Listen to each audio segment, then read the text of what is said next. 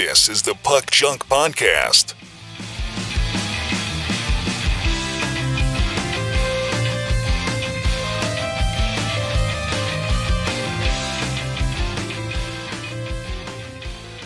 Hello and welcome to the Puck Junk Hockey Podcast. I'm Sal Berry, and with me is Tim Parrish and Clemente Lisi.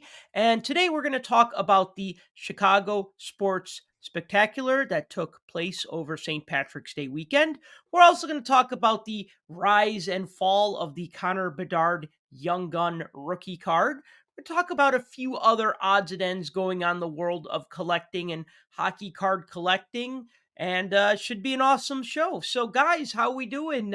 Clemente, I'll start with you this time. How you feeling? I know you came out to the Chicago Sports Spectacular for a couple of days, and then you had a busy Sunday and a busy Monday after that. So, how you holding up? Good. I forgot how much the floor at the Donald E. Stevens Convention Center can be very punishing on the feet. But other than that, I was super tired Sunday, but I'm recovery mode now, so you forget how much card shows, especially these big ones, can take a lot out of you. Tim, how about you? Well, I've just been walking in circles all day, just pondering life. But now that we're talking hockey, I'm way better than I was earlier. So it's kind of funny because at the card show you wander in circles as well. So we kind of like made a S shape. We like serpentined it, up and down the aisles and around. So the layout's kind of wonky. You can kind of go up and down to a certain point, but then you have like certain areas of the show that like jut out, and it's like it has that like neat little grid, and then you hit like a certain stretch where it doesn't, and you're just like, oh, do I go this way and then back that way? Like you said, kind of like an S pattern or whatever. If it was a rectangle, you'd have to walk the long end of the rectangle backward and forward first, and then do the short side as a serpentine. Mm-hmm. That's the only real way to do it. I don't want to change the subject too much, but Clemente, if you remember Atlantic City, that national, what was the layout like of that? Because Donald E. Stevens, when they have the national and they have the Chicago Sports Spectacular, it's like more or less the same layout, like a grid layout, but then there's a couple of parts that don't really fit and a couple of offshoots here and there and maybe more with the national. What was Atlantic City like? Atlantic City was like really one big rectangle, but the problem was that intermittently there were these like exits but they all looked the same. So at one point I remember thinking like, where am I? Like, even though it was really one big rectangle, I got lost there, even though I shouldn't have. But I felt like because all the walls around it were all the same, and there were no windows, if I recall. So it was a little weird. I was going to say, Atlantic City, yeah, I believe that. No windows. There's no windows in casinos. You don't want to look outside anyway. But no, I noticed that this show in Chicago this past weekend, it almost felt small to me because I think my memories of the National were still strong. So I'm like, oh, is this it?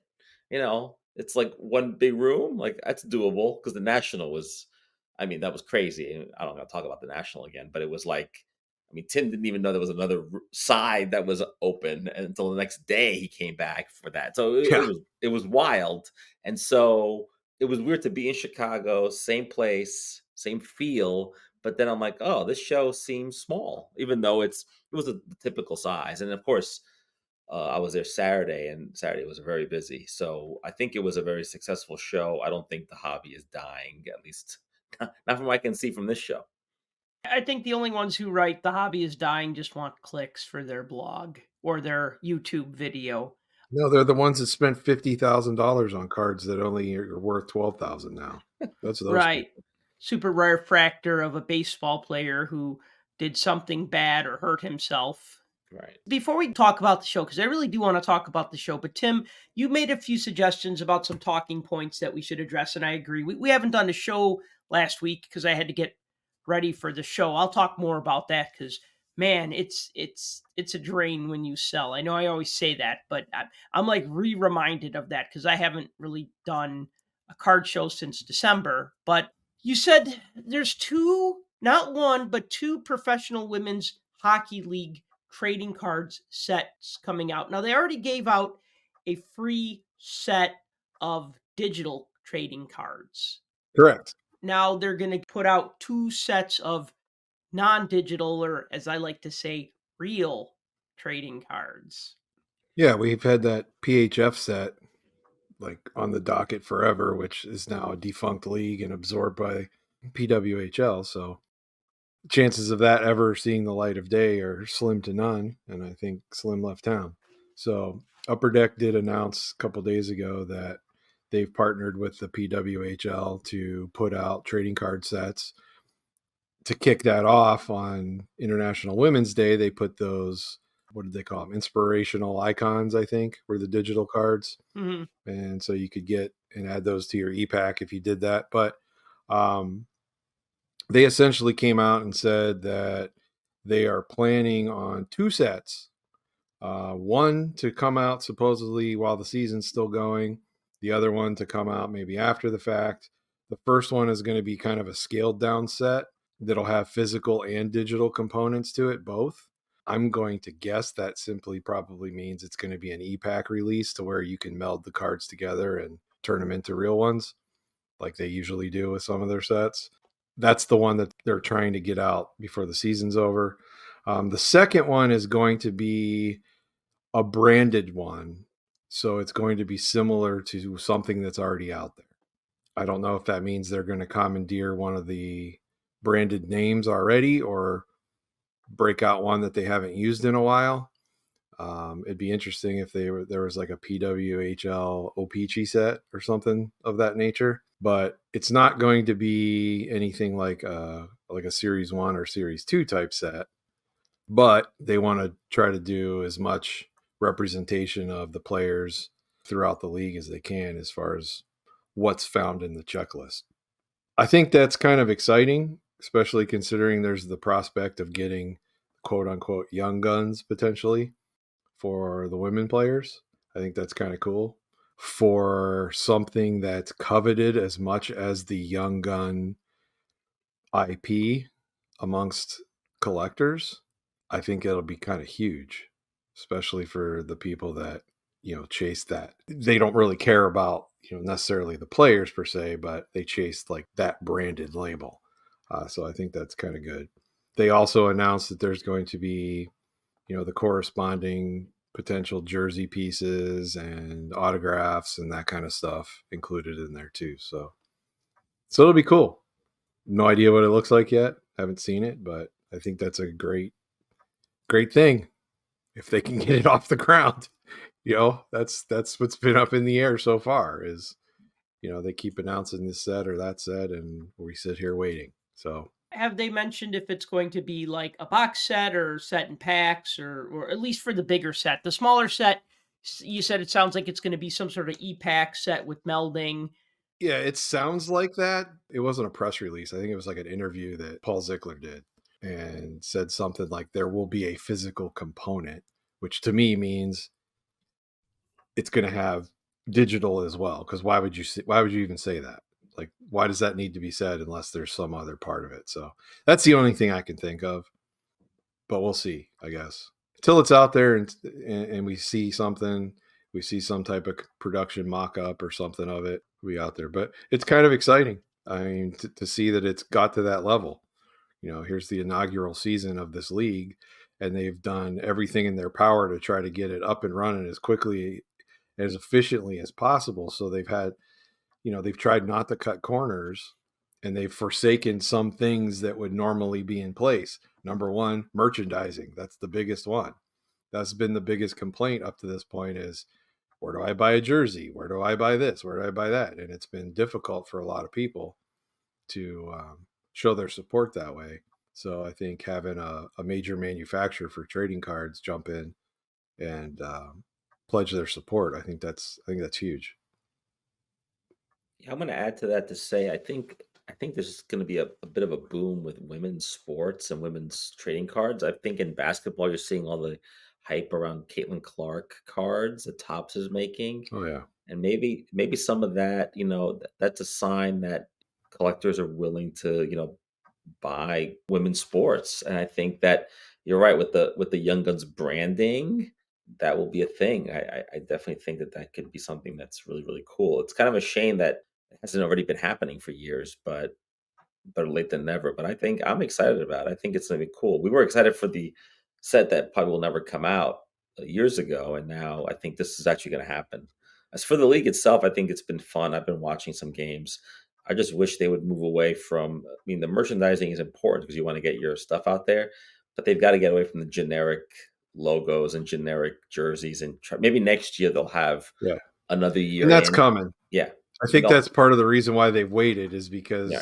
they have to brand the teams with logos and mascots and everything else. Right. But I think they're well on their way. I know that there's been like an alphabet soup of women's hockey leagues over the years, but maybe this is the one that sticks a little bit. You can only hope. Like you said, you've watched some games. I've watched a bunch of games. It's nice that they're on YouTube and you can watch them, and then you can go back, and if you missed anything, you can go back and see it later on. And they're highly entertaining. And the competition's great. No, I agree. I think they've been really, really good. So you encouraged me to watch because you talked about it a while back. And then when I did watch a game or two, I was like, wow, this is a really good product. So I think people need to give that a chance because I think they'll be happy with it. Well, it was nice this past weekend too, because they did games in other major markets. I know Toronto and Montreal played in PPG in Pittsburgh. So that's kind of cool. Kind of a cool thing to bring stuff into other markets just to kind of like boost the brand. Almost like a tour, yeah. And the Penguins have been really supportive of it as an organization for women's hockey too. Yeah, I know in New York the Islanders have been too. I think they want to get more dates at UBS because they've been getting decent crowds, and the tickets are really much cheaper. And for all of us who like to go to NHL games, we know how ridiculous the pricing of that has gotten in the last 15 years. And so it's nice to go to say, hey, I take my kids to a game, and you know what? It's not going to bankrupt me. So that's good. Yeah, I mean, that's why I go to a lot of Chicago Wolves games because, it's AHL and the tickets are more affordable. I mean, it's almost like an NHL game is kind of like a one-off. Either somebody gifts you tickets or you kind of luck into them or you get them super cheap or you kind of like pick a certain game and you like really plan for it. But like, I think with other hockey leagues, one joke I like to tell, I remember going to a college game back in 1995 when Chicago used to have the UIC Flames, an NCAA Division I team. And I remember my ticket was $6. And I remember the souvenir puck that I bought was $6 plus tax. The puck cost me more than the ticket. But they got you in the building. That's the important thing. They got me in the building, and it was funny because like the first row tickets were like $10, and the second row tickets that get just like away from the glass were like $6. So I was like, all right, well, I'll save $4 and just sit one seat back. And then there was like nobody in front of me. So then I moved up to the first row. I was taking a date to the game. So we moved to the first row. We're like 20. We're like, oh, hey, this is cool. We could sit in the front row, right against the glass. But then we realized there was also like nobody behind us for like 10 seats. So we ended up moving back about 5 or 6 seats just to have like a better vantage point. Because like sitting against the glass is cool, but like if you really want to see what's going on, you got to be up a little bit. But yeah, I still haven't checked out a PWHL game. I need to. I think just because there's no Chicago team, I'm not like, oh yeah, this is happening. I'm like, oh yeah, this is happening, and I need to watch a game. And I think like if there was a Chicago team, I'd probably be a little more checked into it, if that makes sense. But that's not a detriment to the league. That's just, they were smart to start slow. Start slow in like the growth, like going with 6 teams. That's a perfect number, I think, when you're starting out, not because of original 6, just because it gives you enough competition to play against, enough teams to play against. You could have divisions of 3 and whatever. But then the other thing is that, yeah, you could spend like 2 years developing a logo and an identity and a color scheme and mascots. And if you think about like NHL teams, like they didn't happen overnight. Like the Blackhawks, the owner had an idea of what he wanted a team to be called, but the team's look changed over the years. The Rangers, the Penguins, right? Like they knew they wanted to be the Pittsburgh Penguins, but they had like time to develop that, before launch. Here it was just like, okay, the league is starting right now. So like, do we spend a year developing identities and then start playing, or do we start playing and then kind of do the other part later? And I think it was okay to do that. It's different than what we're used to, but I get why they did it that way. Anyway, Parkhurst Champions 22, 23. Oh, wait, we're going to talk about a set of cards from last year. That is so last year. So, 22, 23 Parkhurst Champions come out, and I wonder how many people are going to send out angry tweets saying that they did not pull one Connor Bedard rookie card from a set of cards that's about last season. I hope they do. Yeah, it'd be funny. They will. They will. I'll put them all on blast. I'll put them all on blast right now, right to the moon. So what's the deal at Parkhurst Champions? Is this going to be another like retro set or new players, old players? It's going to be the greatest set of all sets ever. I'm just kidding. But it is pretty cool. They released the checklist, so it's coming out. It's supposed to come out this week. So essentially, it's 350 cards. So this isn't for the weak-minded. And then you have 300 base veterans. Then there's SP rookies. I think it's 301 through 325. And then SP legends, 326 through 350. So you've got a breakdown of current players, some up-and-comers, and you've got legends. And the legends that are included are obviously names like Gretzky and Yager and Yzerman and Hasek and Brodeur and Paul Coffey and Bondra and Stan Mikita and Patrick Waugh and Bobby Orr. So pretty much most of the people that you'd want to see in that mix of some of the all-time greats are included in that mix. So it's a heck of a checklist. There's also going to be, the typical run of other parallel cards and all of that kind of stuff. But that's not the big thing on here. The big thing is the fact that it's chock full of inserts and retro style design. And that's what's going to make this a pretty cool set because, Parkhurst by itself has been that e-pack / Walmart product where you could buy physical cards at Walmart or you could buy e-pack and just do the whole e-pack thing and get your, keep changing your cards up for like the Emerald and all of that kind of stuff.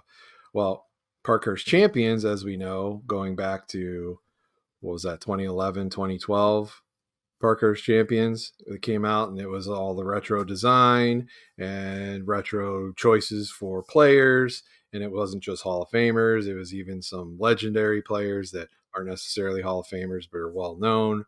And it was a whole mess of different stuff. It had portrait cards, it had art cards, it had wire photos, all that kind of stuff. Great set, variety for everybody, even had mini cards and all that. So really cool set. This one harkens back a little bit to the Parkhurst Champion style with all the different eclectic type designs that are thrown into it. So in addition to some of those parallels, as I already mentioned, rainbows, silvers, various color variations that go through there. There are 1951-52 Parkhurst retros. So everybody that remembers the 51-52 design, which is the 105 card set that Parkhurst put out that's got like 96 rookies in it and 30 plus Hall of Famers. Yeah, that set. Iconic. They're basically doing this with different parallels. There's going to be the base design, parallel versions, autograph versions. I think they're doing 100 cards. So, but they're all that retro design. Really cool looking. They have some interesting die cut inserts that are kind of cool. And the sell sheet's out there. Beckett has it posted. I think it's also on Trading Card DB if you want to go find it out there. But what's got people talking right now is there are redemptions. Ooh, redemptions. Scary. But I think these are ones that people are going to like. They have 51-52 Parkhurst buybacks included as redemptions. Now, we don't know what the checklist looks like. We haven't seen it. It's TBD.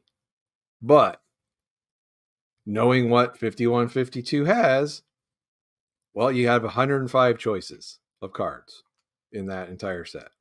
So one would think that Upper Deck must probably, since this has been delayed and delayed and delayed and delayed, I'm going to use my big brain and assume, which you know what that does, but I'm going to assume that they've been hard at work with collectors and at shows in various places, probably buying up a bunch of original cards. Hopefully original cards. Well, do you think the delay is because of that or because of the pandemic or both? I thought it was a pandemic delay, but maybe I'm No, wrong. this was supposed to come out last year, which was after the pandemic, but everything got pushed, so that might be some of it. Yeah. But you know, it could be the build part of it. I don't know because they are still redemption. So, you know, they're not packed out product, but I think that was the intention all along, was to make these redemptions. So you pull a redemption card for an original 5152 Parkhurst, you know, the chances of you getting somebody well known and pretty good out of that set.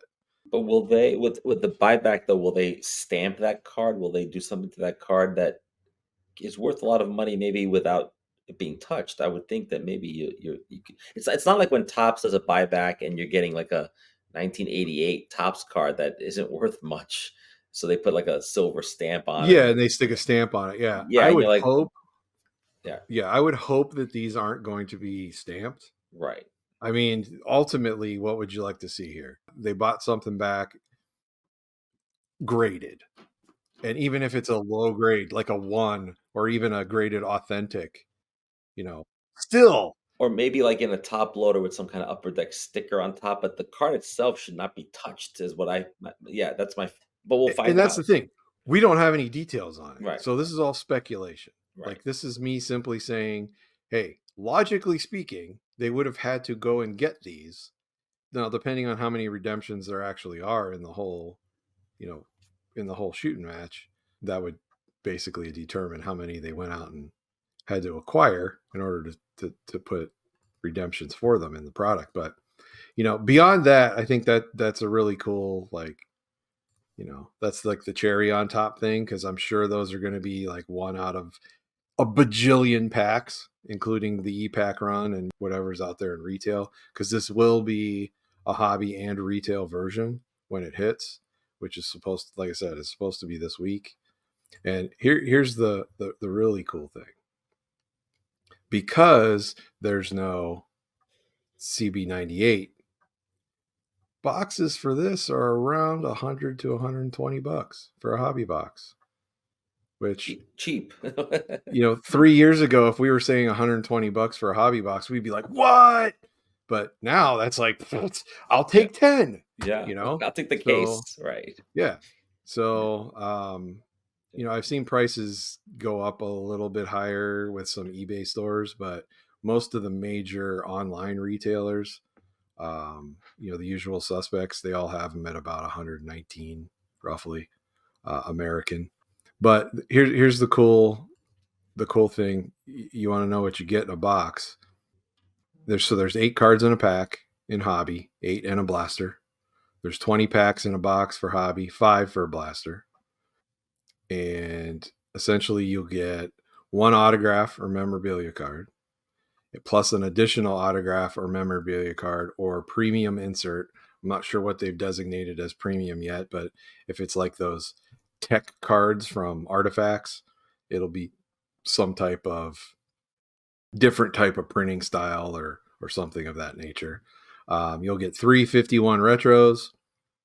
You'll get 4 of the insert cards, which are 50s flashbacks. They have one called Jukebox Heroes, which is kind of corny, but it's shaped like a jukebox. They have one called Tomorrow's Riches, which is cut out like a treasure chest, and wire images. Those are included. 2 color variation parallels, a gold rainbow, 4 rainbow parallels, and 4 short prints. So that's what should be in a box. So a pretty good variety for what you get out of it. So, but I'm excited. Anytime they do these older style retro sets that have some basis of, you know, pulling inserts and base cards and potential autographs and things of, you know, retired players or Hall of Famers, I think that's good for the hockey hobby, because it takes a little bit of the steam off of let's chase a bunch of prospects and go back to, hey, this is what made this hobby, these people in this set. So I like it. Wait. Did you say you don't like that there's an insert set called Jukebox Heroes? Did I say I don't like it? I didn't say I don't like it. I said it's corny. But since the card is shaped like a jukebox, it makes sense. Yeah, well, And there's no card of Lou Graham. I checked. So I guess he's the lead singer. he was the singer of Foreigner, yes. Yeah, at I one was going to point. say those Yes. Foreigner. I know who Foreigner is. I just don't know the members. Yes. I probably know all of their top hits from the 80s because that was what was on in the video game arcades when I was a kid. I won't name the other members because then I'll just be dating myself and sound like a dad. So we can move on unless you want to say more about Parkhurst. You'll have a chance to sound like a dad a little later when we talk about the card show. But I'll say this really quick. Isn't it funny now that we're like 20 packs for $120 and that sounds great? Like all of a sudden, like just how low our expectations have gotten in a way. Like $120, you're right. Like it sounds cheap, and you go $120. What is that for one 5-card pack? No, it's for 28 card packs. And you're like, wow, that's a lot of cards. That's a lot of packs. You know what I mean? It's always kind of sad when you buy a box that has like 6 packs and you're done opening it in 10 minutes. You're like, I got an autograph of a Minnesota Wild player I've never heard of. You know, it's so this at least have they said like what the hit ratio is on this? Like how many quote unquote hits per box? I'm looking at the sell sheet. I'm trying to find that info. That's what I was saying at the end. You get in every box you get an autograph, either one autograph and one extra autograph, or 2 memorabilia cards, or one of each, or something of that nature. And then the 4 inserts plus the 3 retros plus the rest of the parallels. There's 8, 9, 10, 11. There's seven different parallels that you'll get plus 4 short prints. So I mean my rule of box prices is if it's over $100, it should have an autograph in the box. Yeah, it's an autograph or memorabilia, and then one additional autograph or memorabilia or premium insert. So you're going to get one or the other, possibly both. You might get 2 autographs, you might get 2 memorabilias. I don't know. Great. It depends. But some of the memorabilia cards, you say that, and are there going to be probably just basic patches and stuff for some of the base ones, because all of the base and rookies have a jersey version, right? But the legends also have them. They're much harder pull. They're like 1 out of 3,600 packs for some of them, so it's tough. But some of them even have patch autos that are included, and there's other kind of cool stuff. And it's a big upper deck product, so they're bound to throw some Easter eggs in there that we don't know about. So I wholeheartedly expect to find some of those. What they are, I don't know. Well, sounds cool. Sounds like a cool product. I'm definitely going to be checking that out because I like those types of sets. They usually do a good job with those sort of like quasi retro type stuff. I still love Champs. Never finished it. Never finished a full Champs set, counting all the short prints.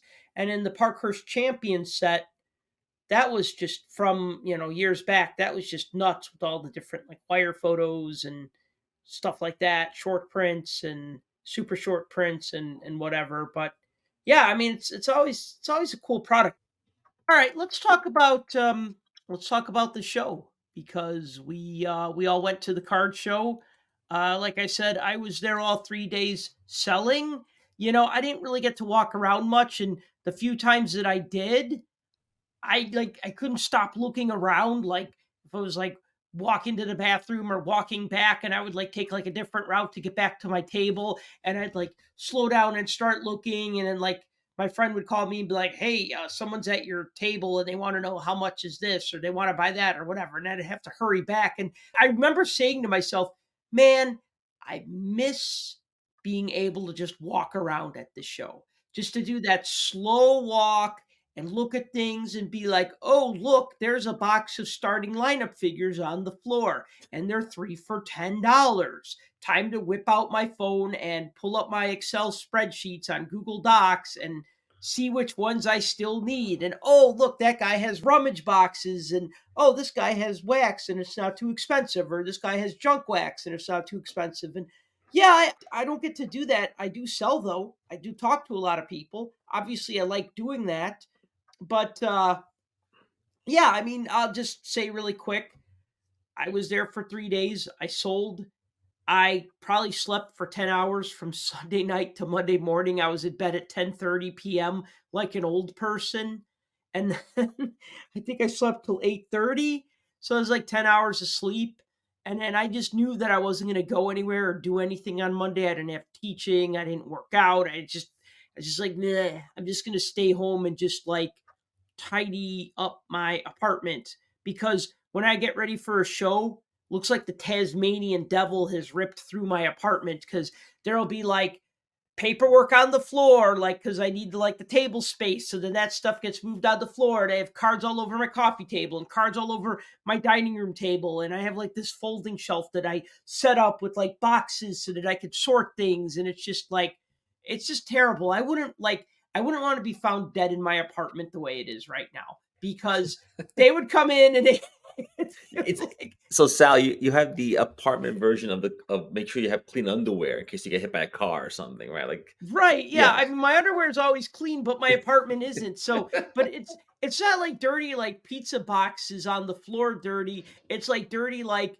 okay, this guy has this very comfortable easy chair, but for some reason there's a pile of card binders on it, right? Like is he not planning to have company over? Is this pile of card binders like a surrogate for like a friend who would sit there? I mean, yeah, that's exactly it. Like I wouldn't A want surrogate for a friend who would sit there. Nice. right. Oh, like I don't know. It just sounded funny. It was funny. Good. Then I accomplished my goal. But and my goal was also to sell cards and get ready for the show. And like I spent the whole week, like my free time, that whole week just getting ready for the show, pricing things, figuring out what I was going to bring.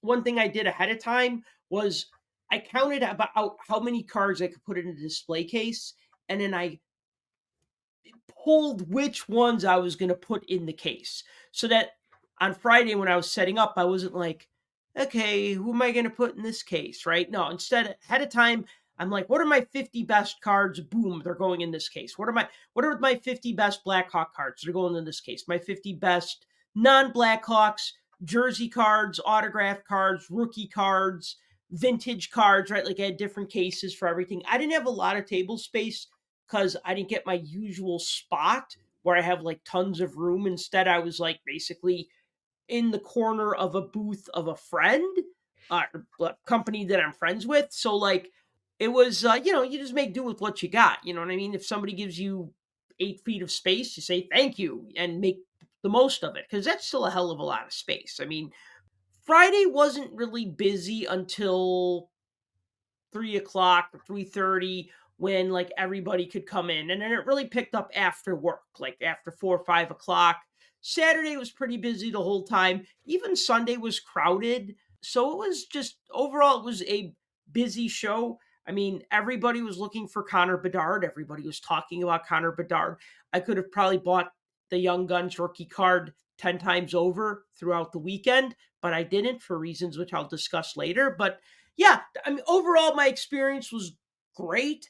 I got to talk to a lot of people who listen to the podcast or read the blog, and that's always fun to interact with people who come up and be like, hey, we enjoy the podcast, or hey, I enjoy what you write. Or one guy even just said, I love reading your stuff in the hockey news. And I was just like, you read the hockey news? That's awesome. Because the guy was like under 40, and it seems like most people who read it tend to be like 40 and up. So yeah, overall, great show. I have other stuff I'll say, but why don't you guys chime in with your opinions and observations? Well, I'm going to chime in to say that the only foray that you had with me at the show was when I found the car that I thought you might like. Oh yeah. And then I dragged you over to it You didn't have to drag me that hard. Right. No, you were going right, and then we got the wrong aisle. Then I found the right aisle, and then I had to pull a New Yorker on all the Midwesterners, and like I had to. Basically, there was a card in a box that I thought Sal would You can like. tell him what card it is. Yeah, I mean, it was a Leaf triple auto, Kevin Stevens, Mario Lemieux, Jaromir Jagr, $100. Oh, that's that one you showed me. yeah. And I said, Okay. well, I was like, look, do I want to buy this card? I don't want it. Do I want to buy it and then try to sell it to somebody else? I was like, I don't want to tie up my own money in a car like this. I go, but Sal might like it. So I run over to Sal. Sal's like, yeah, sure. And then by the time I got back to the box, there was like 3 guys around, and one guy goes, hey, look, hockey. And then I just had to do like a whole dance. I got in there. I stuck my hand in the box. I pulled the card out. I gave it to Sal. Sal just paid for it. And we were out of there in like, that sale must have happened in what? About 15 seconds. Yeah, I mean, it was funny because like there were like 2 people in front of us, and Clemente was like doing this where he's trying to get around the guy and not push him, but he's trying to get around him. And Clemente knows where he wants to go, and this guy's kind of like milling in front of the table. And then there's like a single, I think it was like a single column long box, or was it? Yes. Yeah. Yeah. And then the guy like puts his hand in the box and like looks at the first card and sees that it's hockey, and then Clemente is like, I can tell that that's the box he's going for. And I can't remember if you said, oh no, that's the box, but I know I knew what you meant. Yeah. And so then the guy turns, so he like turns around and motions to his friend and says, hey, they have hockey, right? And he Right. like turns and he's waving his friend over. And as he turns, that literally gives Clemente an opening. He steps in like this, boom, boom, steps in, reaches in, grabs the card because he put it second to the end, which was brilliant. And then that guy was like, hey, this guy just cut in front of me. And then Clemente just like quickly hands the card to me. I'm holding the card up and like so that the dealer sees it, but I'm like sidestepping over to where the dealer is. And like when you're at a crowded bar and you're trying to get the bartender's attention and you like hold up like a $5 bill or however much a 10 or something, then they know, okay, you want to buy something, right? Like you're ready to pay, right? So I'm holding up the card, and then I hand the guy the card. I give him $100. Don't say a word. Don't say none of that nonsense. I was just like, thank you very much. We were out of there in like 30 seconds, man. Right. We were like international jewel thieves, only we were buying cardboard instead of stealing rocks. My day was not that cutthroat. No, but you know what it was? It was because Yeah. the guy turned around to signal for his friend and I snuck in. And by the time he complained that I had cut, I was already out. So it was Right. too quick. And I actually got to tell you, the friend he was signaling, I didn't even know what that guy looked like. I didn't even look in that direction. I was basically, at that moment, I was like a guy on the New York City subway. I'm like, I got to get through and I'm going to get in. And I think those people would have gone through that box, found that card, they would have bought it because at $100, it was a great deal. And to have a triple auto like that is fun to have in your collection. And it's great. And I'm glad that I saw it. I told you about it. And that card could have been long gone if I had waited or got another lap around the convention floor. So it was kind of one of those funny moments from the show that, I mean, we were laughing almost a Saturday anyway, but most of it had to do with Bedard. But we could talk about that later. I mean, and I'll say this really quick. Every time I do a show, I do say that, okay, I can't walk around and buy a bunch of stuff like I like to do, or even just looking is fun. I mean, we like looking at the stuff, even if we don't necessarily buy all of it or any of it or whatever. But I tell myself, I'm going to always try to buy myself one nice card. And that's something I started doing since the National in 2021, where I said, I'm going to buy myself one nice card. I don't know if I've done it every single show, but I know like in November, I bought myself that Howie Morenz 1933-34 O-Pee-Chee, and I also bought myself a 33-34 Roy Werder's O-Pee-Chee rookie. And then at the National a couple of months earlier, I bought that stack of like cards from like the 30s, although there were a couple of, I think, 1911. God, that sounds so weird saying that when you're talking about cards. 1911, 1912 hockey cards, including my Clint Benedict rookie card. So even though that card's in like poor shape, to me, that's the nice card. You know what I mean? Like a card that's over 100 years old. So for this show, it was this triple autograph of Mario Lemieux, Jaromir Jagr, and Kevin Stevens from Leaf Ultimate Hockey. and it's numbered 3 out of 6. So this is going in my display case. Just got to get it into a UV proof one-touch magnetic holder. So yeah, man, thanks for the assist on that, because that made my show. That just made it like a even more fun experience. Yeah, it's a fun part of being at a show and trying to make a deal and whatever. Actually, the one thing I didn't add to the story was that when you gave the guy the car, the dealer, I thought for a nanosecond, what if the guy's like, "Oh no, it's in the wrong box, or it's not the right price?" Then the whole thing would have fallen apart. But I think he priced it what he thought was fair, and maybe he's never been able to sell it before. Because I got to tell you, as much as we salivate over a triple auto of Penguins legends from the '90s, particularly Tim would salivate over that.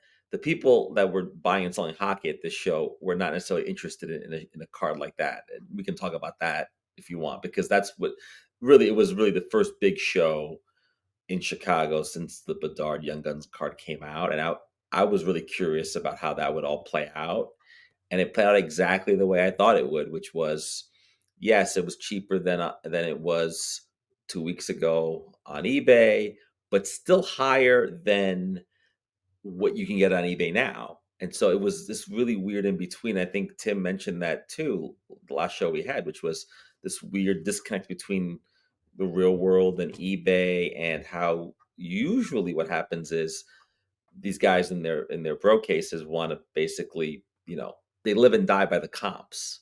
For some reason, on the Bedard card, that didn't seem to be the case. So it was very sort of a weird disconnect. And after a while, it got a little frustrating. And I know, Sal, you were keeping kind of count on how many people were asking you for it. Do you know what ultimately you ended up with, or? Oh, let me see. I got my I know that on Saturday alone, you must have reached double digits, like 10, maybe more. sometimes they would just say, "Do you have any Bedards or any Bedard rookies?" And I didn't necessarily count that. Sure, but that could mean a whole array of cards, the different cards. Yeah. Right. I think on Friday, 4 people asked me specifically for the Young Gun. Saturday, 10 people asked me specifically. And then Sunday, probably more than one, but I only tallied one. So that's only 15 times over 3 days, which doesn't sound like a lot. But what I should have done was tallied how many times people asked me for Bedard cards in general, like just regardless. It's probably double that then. Well, no, God, no, More. triple, maybe, Triple. maybe Okay. 20 a day. I mean, I'm not Wow. exaggerating, Okay. because people came up to me and they would want a Connor Bedard card. They'd say, "I don't know anything about hockey. I want this for my grandson," or "I don't know anything about hockey, but I've heard good things about this kid." And that's the thing. Like, so there were a lot of non-hockey fans. There were a lot of people who they'd ask me, like, they'd say, "Well, what's his real rookie card?" And they honestly didn't know. Like, they weren't like, "Oh, this is a Team Canada card. I'm not going to buy it because it's garbage," or "This is a sticker, not a card, and it's a what kind of trash are you trying to throw at me here?" Right? Like, they just literally didn't know. And I'd say, "Well, there's, Upper Deck makes the cards, but they make different brands. They make O-Pee-Chee brand. And then everybody seems to like their Upper Deck Series 1, Series 2 Young Guns rookie cards seem to be the most popular." I said, "But if you don't want to spend $600, you could buy a Tops Now sticker, or you could find his O-Pee-Chee Marquee rookie for like $100." And I know I said $600, and I don't even think it's a $600 card anymore, because I could have had it for 500, but I was just like looking on eBay every morning. I looked on eBay. I see the card starting to dip below 500. Now it's like a $450 card. Now I know all of this can change. I know that somebody could have put up the card. It could have sold for 450, and then they could have just canceled the order on the buyer, because we get a lot of that now, where somebody thinks a card should sell for $1,000. It doesn't. The winning buyer sends their payment right away, and then the eBay seller is like, "I can't find the item. Sorry, here's a refund." And then they relist it. Yeah, this happened a couple of weeks ago when I pointed out in our chat. I said, "Oh, someone bought a Bedard Young Guns checklist card for 99 cents because maybe that was starting bid and nobody bid on it." And Tim was like, "Yeah, they're probably going to cancel that." But does that appear in the comps? Maybe it will. It's a sold car. Now, I will say, if I bought that car for 99 cents, the guy cancels on me, I'd be really annoyed, because I'm like, look, That's on you, dude. I also was watching a lot of cards on eBay, including the checklist card that I wanted to get because it was really, I think, a cheaper way to get Bedard rookie card. And it was like cards that were priced at the card was priced at $100, and then I'd be getting like messages like, now it's 50. It's like no one's bidding on this card. It's really a $25 card at most. And I think the same thing is happening with the actual Young Guns card. It could be had for 450, 500. Though at the show, I saw a lot of 600, 700. So it was at the show it was a little bit more. And why do I have to spend more money at the show so I can see it? Sure. Is that worth $100 more? I don't think so. And it's a shame because I think a lot of people wanted to go to the show and maybe come home with a Bedard. It would have been cool if I could have done that. But at that extra price point, it didn't make sense to me. But the question for you, Sal, was, were people trying to sell you that card? I know that people were asking for it, but was anybody trying to sell you a Young Guns card or no? Yeah, I could have probably bought the Bedard rookie card 10 times at the show. And I probably should have bought it 10 times, marked it up 50 or $100 and sold it. But see, here's my problem with that. I am a collector first, but I also do buy and sell cards, and I do like to make money, because if you don't make money, then you're doing it wrong. If you're in the red after doing a 3-day show, you're doing it wrong, or you just had a horrible show. But if you're not at least trying to come out ahead, you're doing it wrong. So when first people are like offering it to me for $600, I'm like, well, it started at $1,000, and then it became like an $800 card. Then it became a $700 card. Now it's a $600 card. And then now it was like between 5 and 6, and people are offering it to me for 6. By Sunday, people are offering it to me for 5. You see what I mean? So in a way, I didn't want to like spend, okay, even if I say, okay, here's $500, right? And I throw it up for $600. And then somebody goes, well, I bought it over there for $550. Well, shoot, now I'm kind of SOL, right? Because, okay, I could match the $550, but then I'm almost thinking, well, do I want to like sell it for a $50 profit? Then I hang on to it. But then it becomes a $300 card or $400 card. And then all of a sudden I've put in $500 on a card that I can't sell for $500, right? Because a couple things are going to happen. One, the supply is going to get closer to the demand. This card isn't even 2 weeks old as of this recording. The card was only 10 days old. No, Wednesday to Wednesday, Thursday, Friday. It was 9 days old when the show started. So it's not even an old card that's been out for a month. It's been out for 9-10 days, right? There's going to be a lot more of them out there. Just give it time. There's no shortage of Series 2 product. And if I was Upper Deck, I'd keep printing it as much as I can, because people are buying it. Upper Deck sold out on their website. Usually Upper Deck never sells out. When they sell their blaster boxes online, people don't really buy them from Upper Deck because they could buy them from Target or Walmart for the same price for a little less. So why would you buy directly from Upper Deck? But they listed it, people bought it, sold out. So if I was the card company, I'd print as many of these cards as I can. And people are going to keep buying it. People are going to keep breaking it. There's going to be more of them in the market. I think some people are going to lose interest because it's not a $1,000 card anymore. Maybe it will be 5 years from now, 10 years from now, 15 years. Like you look at the similar path of like Crosby's Young Gun and McDavid's Young Gun and Ovechkin's Young Gun. But it's not going to stay there right now. And so a lot of people are losing interest, I think, anyway. But then again, I'm not an investor type, really. I'm, like I said, I do buy and sell. I have fun, but I'm not really thinking like, oh, I'm going to buy boxes of Series 2 and not open them for 10 years and see what happens. I can't tie up that kind of money on this. And also, that's just terrible. That's not fun. I mean, even as a toy collector, I used to open my damn action figures and put them on display. Yeah, but then you buy another one and didn't open that one, right? Hey, let's not. Well, actually, I'm not giving away secrets, am I? No. That's only true half the time, because I'll tell you this. If it was a Star Wars figure, yeah, those are like $5-10. no problem. I'm talking about like the new Star Wars figures. If it was something really expensive, no, I would just buy it and open it, right? Like if I spent like $50 or $100 on like Transformer toy, even like a new one, I'd open it. I'd take it out of the box. I wouldn't buy a second one to leave sealed because I'd say, it's just takes up too much room. And to me, it wasn't about having the box, it was about having the toy, if that makes sense. Toys are meant to be played with. Yeah, I agree. Cards are meant to be thrown in your bike spokes. Even $1,000 Bedard cards. No.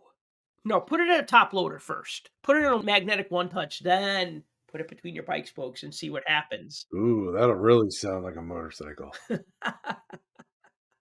Look, Sunday, I walked around that entire place. We looked at every single table, and usually I skip a bunch. We walked around that entire floor. Did not skip a centimeter of that. Well, I lie. We didn't go over to where they were signing autographs. We didn't go over there. But everywhere else we went, that there were tables and stuff for sale. I can tell you, I saw four people that actually had Bedards out on the table. 4. The young gun, since we're talking about the young gun. There was one guy, he had like 5 of them. And he also had a bunch of like the Team Canada one. Not the game dated moment one. It was maybe from the Canada junior set, I think. The Team Canada junior set. He had a few of those. But everybody else had like 1, maybe 2. But there were only 4 tables that had them all. I did go to one table and I was looking at some older stuff, some vintage stuff. And the guy mentioned something about Bedard. He's like, "Are you looking for Connor Bedard?" I'm like, "No," and I laughed at him. I said, "I'm probably the only person in this place that's not." He's like, "Yeah, people look in our cases, they see all this vintage, and they still ask us for Bedard. It makes no sense." I'm like, "Yeah." Coincidentally, he was the only guy in the entire place the whole day that recognized the fact that I was wearing a Shorzy sweatshirt. I just want to point that out. So I was impressed with that. And he was very impressed too. And now wants to steal the idea and put him to press and then have me pick up my cut of the deal from the National, is what he told me. But anyway, so yeah, I didn't see it. I heard lots of people talking, and there were a ton of people selling sealed wax. A ton. Like, I mean, I couldn't even put a number on it, but pretty much any table that had something sealed, whether it was one of the big dealers that sells everything sealed, like a Chicagoland Sports or those types of places, or if it was just like a little side table with some wax, everyone had Series 2. Everyone had it way overpriced, but they all had it. And here's the thing. We had $300 boxes at release, right? For the hobby box. Let's just talk hobby box. $300. Bedard, right out of the box, $1,000. Okay, so a $300 box with the potential for a $1,000 card right out of the gate. Okay, does that make sense? Maybe. Well, now it's a $900 card a couple days later. Then it's an $800 a couple days later. Then it's $700 a couple days later. We're less than 2 weeks into this. Now on the show floor, this card's down to $500. So it's half of what it was 2 weeks ago at release. What does the hobby box do? It comes down in price, right? Absolutely not. $300. It was still $300 at every table that had them. Some had 325. Oh yes, Yeah. there were a few that said 325. One dealer had 325 and then they changed it to 300. I saw that. Well, you have that going on, and then you have in those same tables all the tins. Tins are 100 to 125. It just depends on the table for a tin. Now, I know that they raised the price of tins at retail. I know they're up around like $50, $60. Okay, I get that. But here we're trying to sell a tin for 100 to $125. Speaking of tins, some guy came up to my table with a backpack, like a backpack and a carry-on luggage full of Series 2 blasters and tins. He comes up to me, he's like, "Do you need any Series 2 blasters or tins?" And I look and like he just had like a huge, like a normal backpack, but it was like stuffed. Like it looked really full. And then he had like like another bag, like a duffel bag or a luggage or something. And I'm like, "You selling?" He's like, "Yeah." I'm like, "How much?" He's like, "Tins are It's like a drug 90." deal. You selling? What do you got? It wasn't blasters, it was the mega boxes, which I haven't Yeah. seen yet. They're showing up now. Oh, yeah. But like the mega boxes and tins, that's what he had. And I'm like, "Well, how much?" He's like, "Such blah blah blah for a mega box and $90 for a tin." And I said, just like I was just kind of doing the math out loud. I said, "All right, so about $30 more than what they should sell for," meaning the tins. And he goes, "Well, $30 less because they're selling for 125." I go, no, I mean at Target they sell for like 60. You want to sell them to me for 90, and I get that you need to make some markup. And I'm like, I'm just not sure I want to spend $90 on a tin and not get a Connor Bedard young gun. And he goes, "Well, then sell them for 125 like everybody else is doing." And then I thought to myself, well, if everybody else is selling tins for 120 to 125, why do they need to come to me for it, right? Like they're going to come to me for other stuff and not for like wax. They're going to go to Chicagoland Sports Cards, or I know DA Card World was there, but all they were Wax. selling was Yeah. Hit Parade. Let me ask you this though before we go back yeah. to Tim. So is the idea that you buy the tin because the tin itself is a collectible because Bedard's on the cover of the tin, or am I just trying to justify the price? Because to me, I don't know what I'm buying. I'm you can only get one young gun in there, right? No, So a tin you could get 2 to 3. okay, So it's like a half a hobby box, basically. yeah, Tins are supposed to have like two. I think we figured out, what was it, 2.6, 2.7 young guns Okay. based off the odds.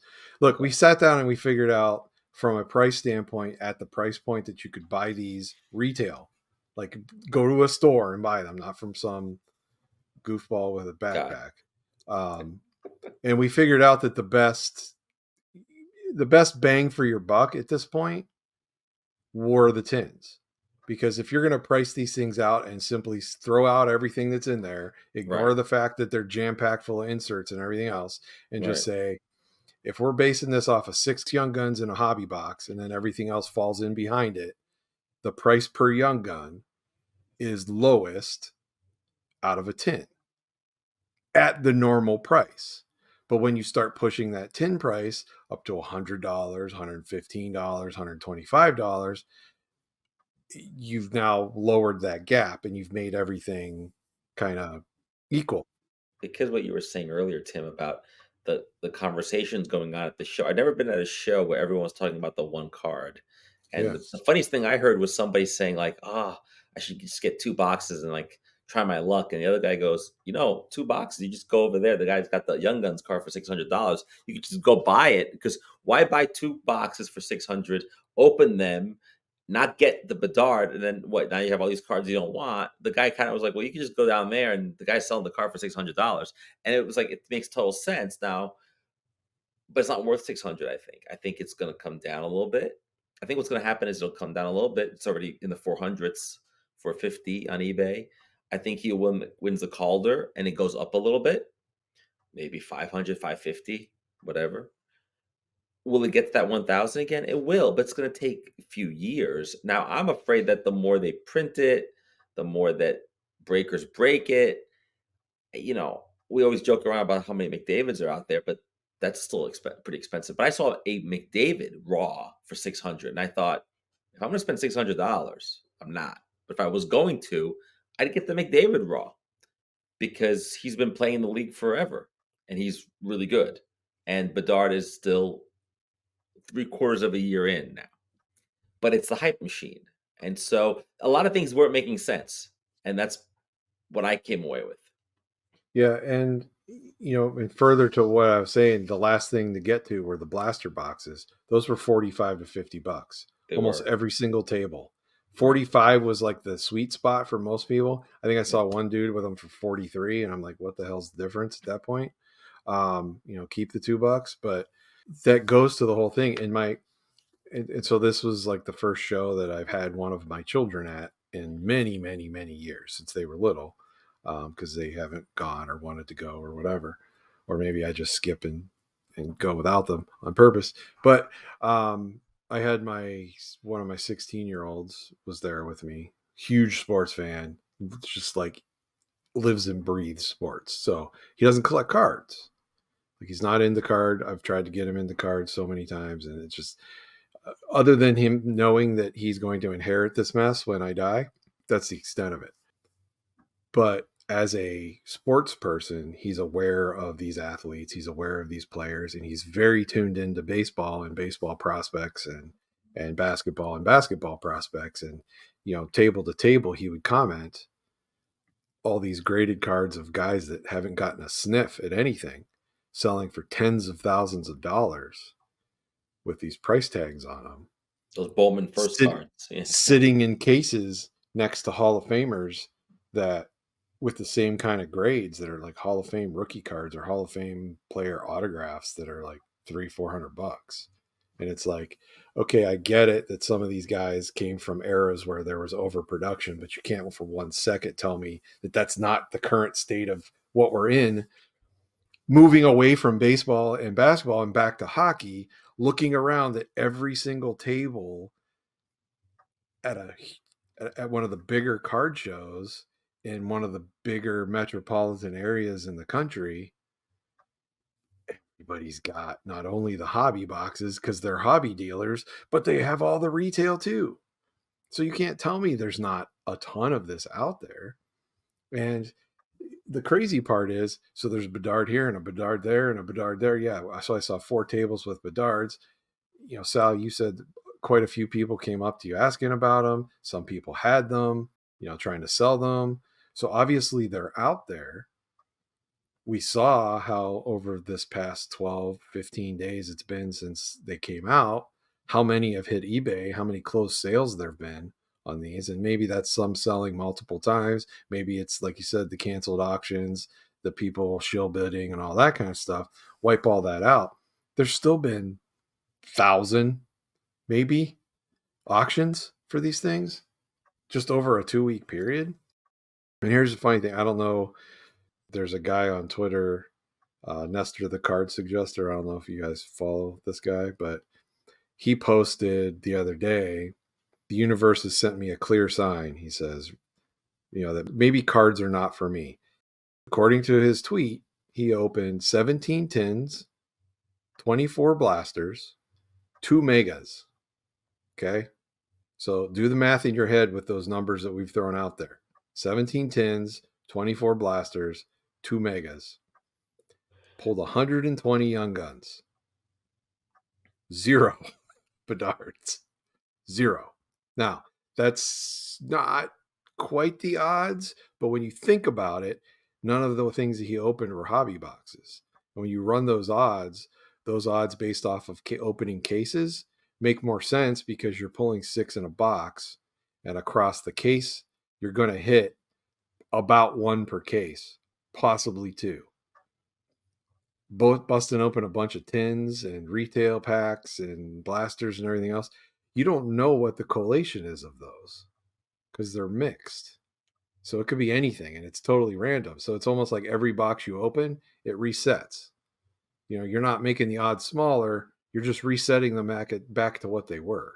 No, and I'm glad you said that because that brings back the whole thing that I've mentioned before, the gambler's fallacy, where when you open 5 boxes or more than 1 box, people think that the odds stack and they don't. So like, let me give like a quick, for instance, because I was explaining this to a friend that I set up with at the show. He's not a card guy. He deals in like programs and ticket stubs and stuff like that. So like I opened 6 blasters of O-Pee-Chee recently. In a blaster, you get 5 short prints per box. You get like 1 every other pack. You get 5 per box. There's 100 short prints, right? So you would think, okay, a blaster, you have a 5% chance of getting Connor Bedard, right? Because you get 5 short prints and there's 100 short prints total, right? So now what a gambler would think, or a card breaker who's not really a breaker would think, is if you had six times five is 30, okay, 100 short prints. So you'd think, okay, well, 6 blaster boxes give me a 30% chance of getting a Connor Bedard O-Pee-Chee Marquee rookie, right? That's not how it works, because it's like when you open another box, it starts over again. 5%, 5%, 5%, 5%, 5%, 5%, right?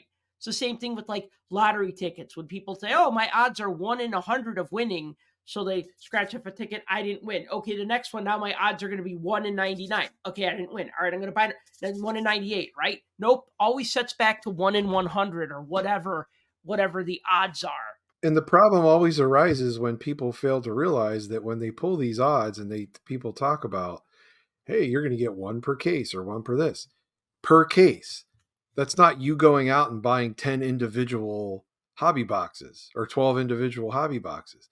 They got to be in the same case, because that means it's coming from that same print run. It's all packed up together. It's all coming off the line. Boom, boom, boom. It's packed in the box. So the odds are better because chances are he showed up on a sheet somewhere that's in that mix.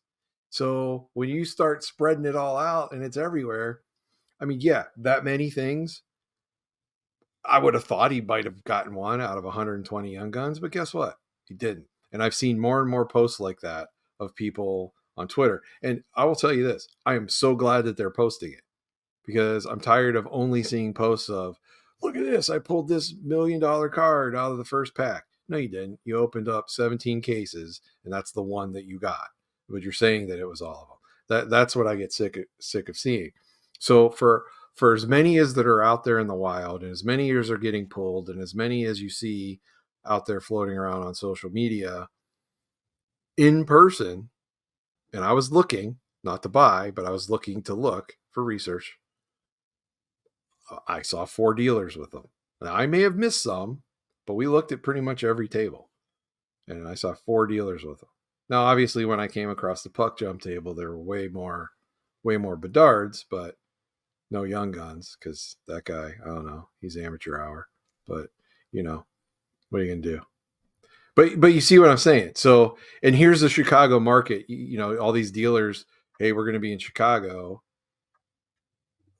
We need to stock up on this because people are going to be asking for it. So I think you see that little bit of a bump, that hometown bump. You talk about the hometown discount. Well, this is a hometown bump. You're in Chicago. There's a bigger demand. People were looking for the card, but I didn't see it out there as much. What I saw was, hey, I don't have the card, but buy this box for $300. Buy these tins for $125. You can get a Bedard. Okay. And there were tons of people walking around and they were buying them. I mean, every table I went to, there were transactions going down for Series 2 like crazy. And, my kid was like, are you buying any Series 2? And I'm like, you're crazy. I'm not touching it. I'm not touching it. Because we came across another table too. And you guys probably saw this if you looked around. There was a guy that had a bunch of just random boxes, like 25-cent box, but they weren't 25 cents. Everything was individually marked. The entire 3,500 count box was all inserts from Series 1 and Series 2. The entire thing. So he must have opened a ton of this year. And it was all in there. And it was all marked $1 or less, every card. And it's just like all of these inserts that have been painstakingly changed the configuration because we got to stick more inserts in these packs. Here they all are in a quarter box. So you're buying a $300 box, gambling on the fact that you might pull a Bedard. If you don't pull the Bedard, guess what you have? You have a box full of 25-cent inserts. Is really what you got, because that's what they're selling for. This thing hits EPAC, all of those inserts are going to be dirt cheap. You'll be able to build every single insert set in Series 1 and Series 2 for 27 cents a card, with the exception of maybe the McDavid, Matthews, and Crosby. And the rest of them are going to be cheap. And so it's like, if you can wait and you can, control your craziness out there, you can get the cards you want. If you're priced out of Series 2 now, I guess this is my bigger point. If you're priced out of Series 2 right now, wait. Just wait. Have some patience. Calm down. Put on some Enya. Relax. Have some Earl Grey. Whatever will calm you down. And just wait it out. Because 8-9 months from now, every card that you want that's not named Bedard is going to be cheap. Because you'll be able to get it because everybody got busted and they've pushed it all to the side to try to get rid of it. Now, obviously, if you are chasing Bedard, also wait because it's probably going to go down. Like you said, Clemente, if he wins, he's going to get another bump in the Calder. If he wins the Calder, he'll get another bump in value. But I don't see this going back up to $1,000 anytime soon because now we're starting to get the graded ones to hit the market. I've already seen 3 PSA 10s, a PSA 9, and Beckett actually posted on their social media that they graded their first 10 Connor Bedard Young Gun. And they posted it today. It came out. So now that we're going to see all these graded, this may become the most graded Young Gun of all time. So, like I said, wait it out. Don't be impatient on this. Bring the collector back. It's a marathon, not a race. You don't have to get to the finish line. Just wait this one out. That's my best advice for people. And seeing that across the floor with how much people were paying and going crazy for this sealed wax, it was blowing my mind. Absolutely blowing my mind. I've never seen anything like it. We've seen high wax prices before on things over the years. I've never seen anything like this. So, a couple of things. Actually, let's just touch on this really quick, and then we'll veer back into the show. You mentioned graded, and you said that PSA actually weighed in on the whole card cleaning thing, where you basically alter a card without altering a card. You wrote an article about it, which I will link to in the comments. But you could just summarize or reiterate what PSA said about that, because you said they finally took a stance on it. Well, it's not that they took a stance on it. They had to say something because it's become such a major issue now for the simple fact that, and again, this isn't hockey related, but it will be hockey related because it's all hobby related and we're all one big happy family. But that Prism Wembanyama card, I think it was the 1 of 1 that got pulled by, I think they were called NorCal Breaks or something like that. I might have that wrong. But sent it to PSA to be graded and slabbed and everything. And guess what? It got a 10. With people that aren't hard of sight or blind, could see that the card is off center. However, PSA gave it a 10 because guess what? We got the 1 of 1 Wembanyama card in our slab. Huge promotion. Plus, we got the bump on the back end for paying us extra because this thing is worth $1 bajillion. These guys went to the PSA headquarters to pick up the card and do the big unveiling, and it was on film. And the guy looks straight into the camera and says, "Thanks, Kurt's Card Care." Right on film in the PSA headquarters. Like, oops. What? Like, oops. What are we doing? And it's been in their policy. It's in the fine print. It's in all of the stuff about authentication and everything about the cards that foreign objects, cleaning supply solutions, any type of substances that are used for a card are not allowed. And if they detect it, they'll kick it. They then came out and said, we didn't detect anything. So it's still a 10 in our eyes. And they've doubled down on that. However, some of the officials at PSA have come out and said, hey, nobody's be putting stuff on their card. Nobody be waxing it with anything or putting creams and, putting the clears and putting the whites and the, whatever other steroids we're using on our cards these days to jack them up so they can hit more home runs. Don't do it. It's against our policy. Well, this isn't a new policy. This is your policy. You just haven't been enforcing it. And, I don't know. I'm not familiar with these things. And I brought up Kurtz. I brought up some other ones in the article that I wrote a while back. And it's like all of this is now coming to a head. And he's the target, this Kurt guy, because he makes this stuff. Who knows what it is? It could just be like dollar store cleaning solutions off the shelf that he makes money on. We don't know. We don't know what it is. We need like a chemist or something to like buy one of these packs and just break it down and figure out what's in it. But I'm not a chemist. I'm an astronaut. I'm not a chemist.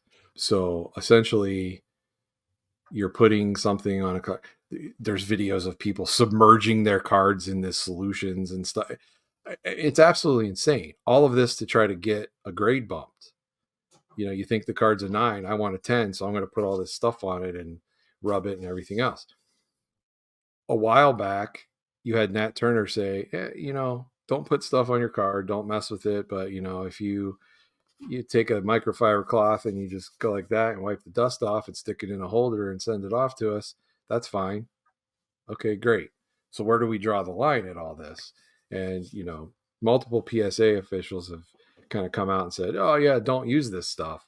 But yet, a few days before that, you got the most high-profile card in the hobby right now being graded as a 10 that's off-center and was used.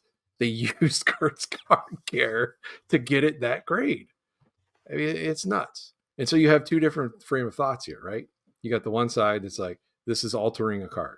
If you put crap on a card and you mess with it and do all this kind of, you're altering a card, you're messing it up. It's not legit. You got the other frame of thought that's like, well, so what? If this is mine and I want it to be nice, I'm going to clean it up the best I can. And I want it to be in a slab and this, that, and the other.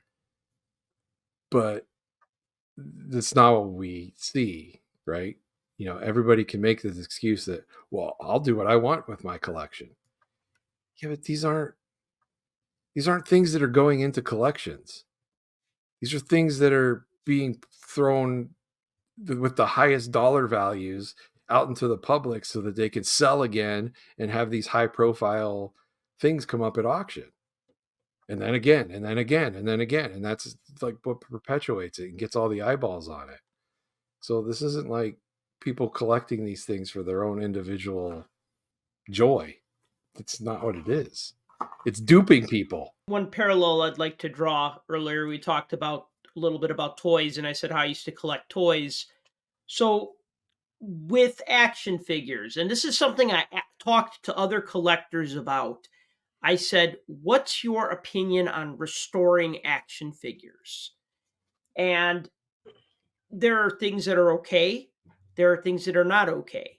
And it depends what it is. I'll give for instance, you have a Stormtrooper action figure. We've all seen Star Wars, right? So you have a Stormtrooper. Stormtrooper is molded in white plastic, and then the black details are painted, right? If those black details wear out and you get a black marker, well, that probably wouldn't look right, but like a black paint marker or black paint and touch up those black details, that is frowned upon in the action figure collecting community. That is not acceptable. However, if you take that same Stormtrooper, whose armor may have yellowed over time because plastic ages and white plastic turns yellow, soak it in hydrogen peroxide for a couple of days, and it comes out like bone white or paper white, that's okay, right? And so that would be considered action figure restoration, right? And I know I'm changing the subject here. Or like a G.I. Joe figure, they had the little screw in their back that held the whole figure together. And then sometimes a little rubber band inside would break, right? So opening up the figure, changing out the rubber band, putting in a new screw because the old one is rusted or whatever.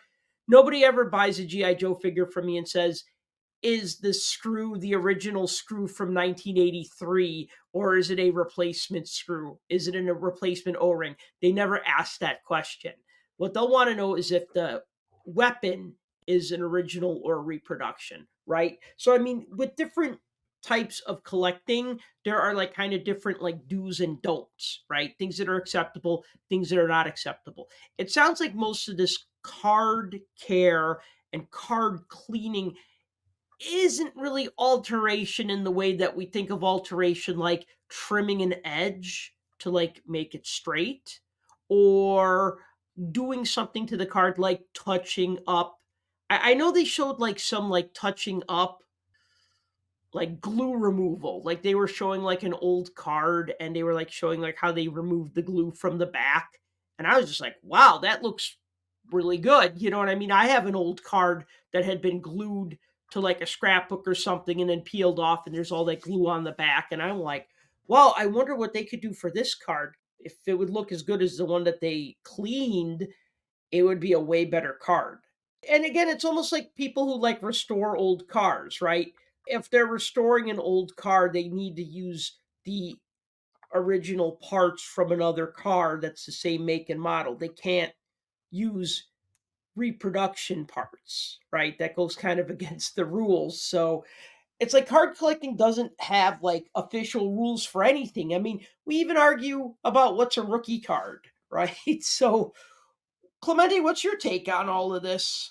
What's funny because I kind of bring a different attitude about it. So my dad restored paintings, so for a living. Yes, I want to hear that because that's a whole thing. So when you are dealing with works of art, like my dad restored paintings like masterpieces, and so if someone came and said, "Look, someone punched a hole through my painting," and you restore its value is the same as it was when it was pre hole. Now paintings age, obviously, like everything else ages, and so when you restore a painting, it doesn't lose its value. So like my dad would actually touch up the color, for example, so to match the color. Now he didn't have to find old paint; he would use new paint, right? As long as you don't alter the painting, which is like, oh, let me add a tree here. That you wouldn't do that, obviously. If it's a happy tree, Right, a happy tree. No, you would fill in the spots that were damaged or flaked off or whatever. Or sometimes accidents happen, right? And in the art world, that is totally acceptable. I mean, there's some controversy, but not to the point where with a card, it is altering it because people have shaved it or they've done all kinds of things to increase its value, right? If it's a Van Gogh, and has a hole in it, it's worth less because nobody wants a Van Gogh with a hole in it. So what you do is when you fill it and you match the paint, you're back to the value that it is. It's not worth more. The difference with cards is that cards are going to be worth more if they're mint compared to ones that are not. And so I think the problem with restoring a card is that you're trying to take a card that is a 3 and make it into an 8. And now that's a difference of thousands of dollars potentially if it's a star player or something. So I think in the card world, the value between a lower grade and a higher grade is much larger. And so I think that's the real thing. And plus, with trading cards, we've always been told you really can't touch them. I mean, we all know the old rule, oh, it's a rookie card, so you don't want the player to sign it because then he would ruin the card. That was what I was told in the 80s. In the 80s, nobody would get a card signed, let alone a rookie card, because whether or not Mark McGuire signed that card or if I doodled on it, the hobby saw it as the same thing. It's been written on. Now, rookie cards are being signed and slabbed and graded, and they're worth more because someone decided 10 years ago, 5 years ago, pandemic, whatever, it's okay to do that. In the 80s, it was not okay. So, Sal, and you guys are both right about these rules, and I'm starting to get sick of some of these rules. Now, when it comes to touch-ups and things like that, I'm a little bit, look, if someone takes like cheesecloth that you would use for your iPhone and you put on look, sometimes the prism cards have fingerprints on them, like because you handle a prism, or select. And if you were to just wipe that off, that's not altering a card. wiping off dust, wiping off fingerprints, That's nothing. That's nothing. You would do that to prep something to send for grading anyway. But it's when are you going to submerge that into a solution for 2 days and so that the card compresses itself, and then you're going to take some kind of thing and you're going to roll out the corners and then you're going to touch up the edges. Yeah. No, you're not going to do that. That's No. totally different. And that's what these kits are designed for. So Sal, when you brought up you didn't see certain things, all of those are available. Paper replacement, that's a thing. Taking the wax off is a thing. Taking glue off is a thing. Fixing pinholes is a thing. there's a different stage for all of that type of stuff. And like the big one is the paper replacement. Like you'll get a card that's torn, or you get a card that's so dog-eared on the corners that you can't fix it.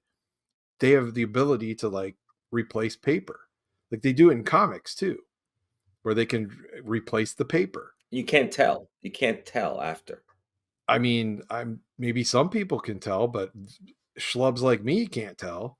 And that's why I bring up the thing where you're talking about your dad doing the restoration on the paintings. And I'm glad you brought that up, because my point to all of this is, okay, fine, do what you want. They're your cards. You can do whatever you want. And if somebody's going to make a buck off of something, some snake oil that thinks you're going to make it better, great, do it.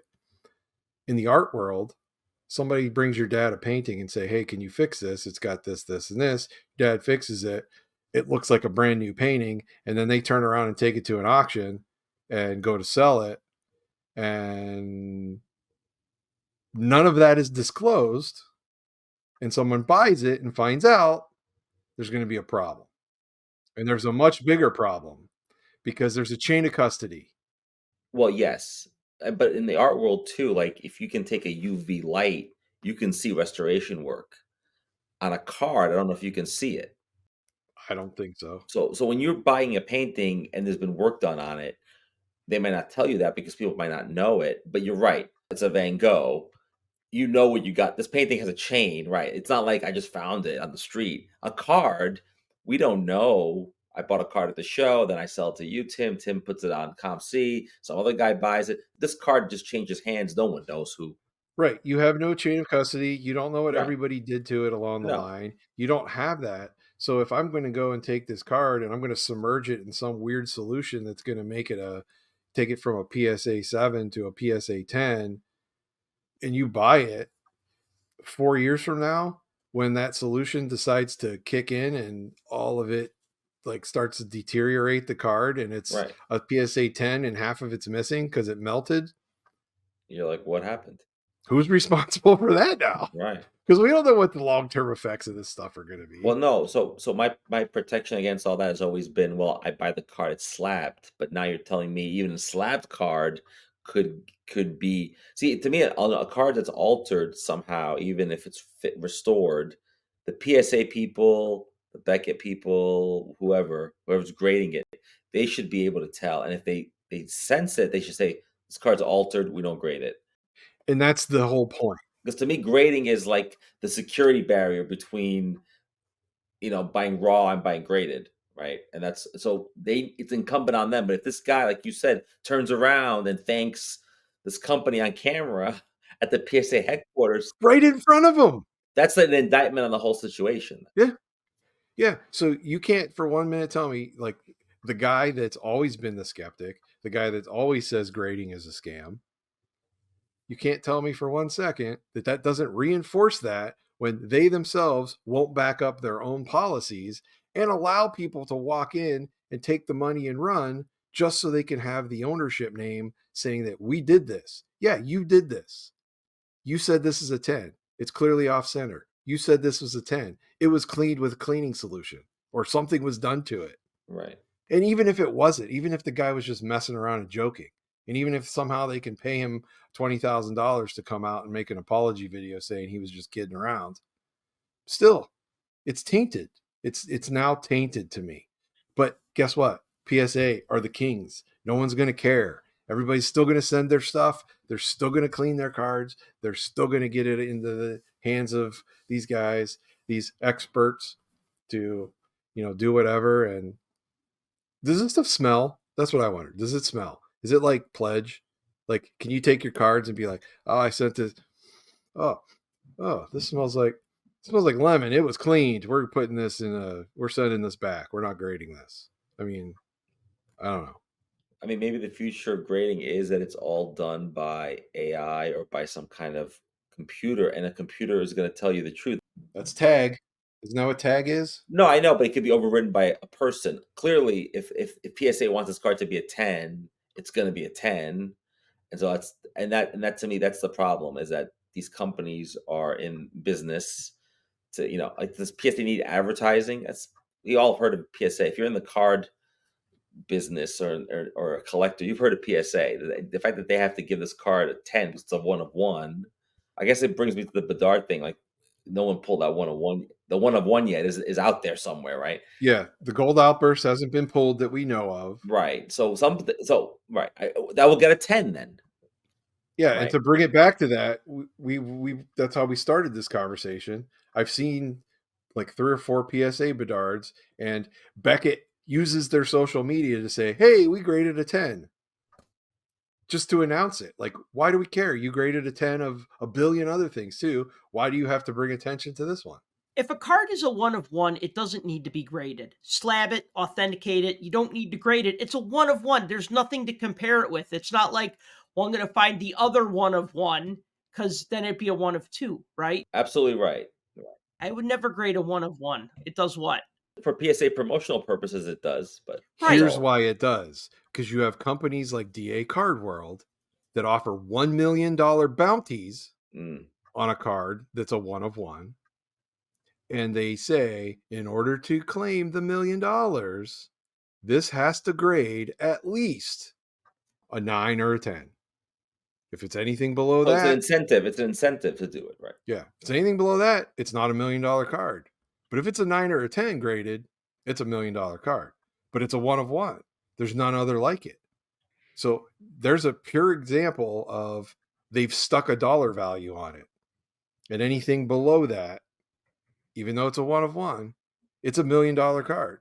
If it's not graded a 9 or a 10, it's now all of a sudden not $1 million card. There's no other card like it. That's where it becomes problematic, I think. And this Wembanyama one, I mean, people have said this is a $150,000 card by itself. Now that they've slapped it in a PSA 10, it could be a $250,000, even though it's a 1 of 1. Simply because it's in that slab, it's got that grade. So now all of a sudden it's created this perception. We've gone past the point of idiocracy to where people are so programmed that it's got to be PSA, it's got to be this, it's got to be that. And then all the other grading companies people ignore now, and it's all PSA. Now PSA owns SGC. So it's like, I shouldn't say they own it. Collectors owns it, which owns all of them now. So you got BGS, who's way down here on the totem pole, and everybody else, and these guys have everything. I don't know. Look, I violated every rule that I've ever had about graded cards this weekend. So I have a hard time talking about this because I'm mad at myself because I didn't buy 1 or 2, but I bought 3 graded cards at the show. Yes, I know. You're shocked. I could tell by the looks on your faces. You're completely shocked by this. Now, one of them I fully intend to break open. I needed a clean 71-72 checklist. It's not marked up, and I didn't want to pay $1 billion, and somebody had one in a slab. No slab I've ever heard of, but I'm going to break it open because it's a clean checklist. The other 2, what did I get? A 54-55 Parkhurst and a 53-54 Parkhurst. And they were both graded. They're low grades, but they're beautiful looking cards. And I couldn't pass up the deal.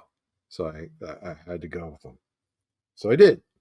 But I don't normally do that. And I'm mad at myself for doing that.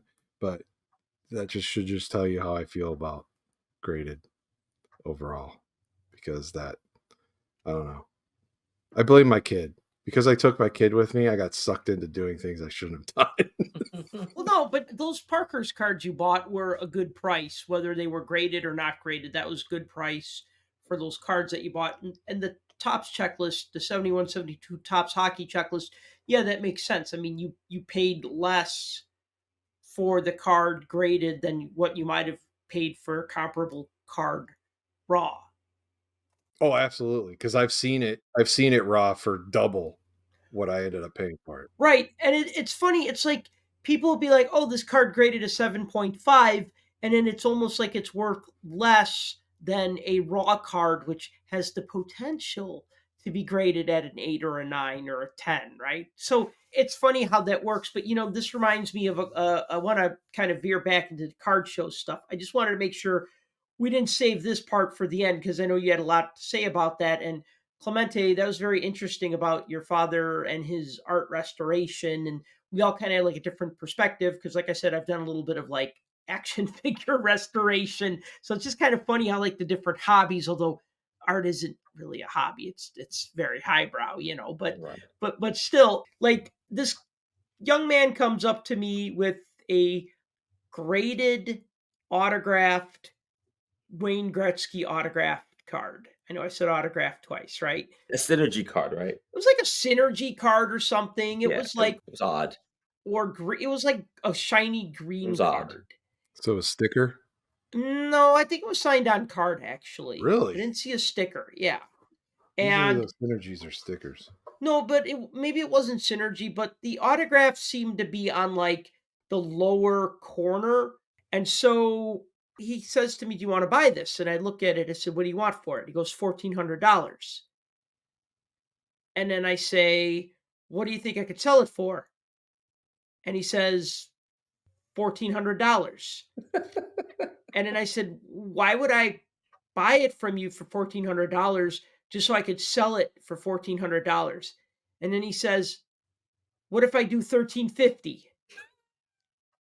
And then I say, "Well, that's a lot of money for me to tie up to just make $50. I'm not even making 10%." And he's like, "Oh, okay, right?" But then I had another young man come up to me with a Connor McDavid young gun. And it had a price sticker on it. It said 650, like, it said like Connor McDavid Young Gun, $650. Like he bought it from a dealer with that price sticker on it. Maybe not. I don't know. And I said, "What do you want for this?" He goes, $650. I said, "What do you think I could sell it for?" And then there's this long pause and he goes, $700. And I'm like, "No, no, thank you." And I give it back to him. I know, like, another one, and Clemente was witness to this. So my friends from Ohio, Paul and Diane, they're set up kind of more towards the middle of the show.